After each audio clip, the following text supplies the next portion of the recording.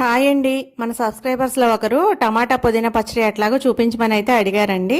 First బాండీ తీసుకొని oil వేసి పచ్చిమిరపకాయ ముక్కలు చేసి వేసానండి, పేలకుండా ఉంటాయని చెప్పి.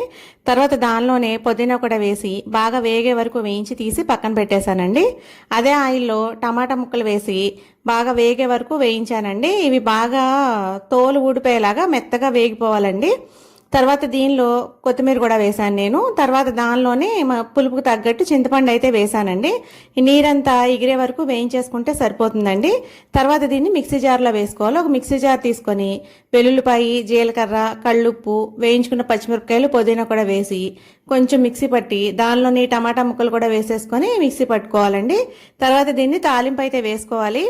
ఇది అన్నంలోకైనా సరే, గారెలు, ఇడ్లీ, దోశ ఇలా దేనిలోకైనా సరే చాలా బాగుంటుందండి.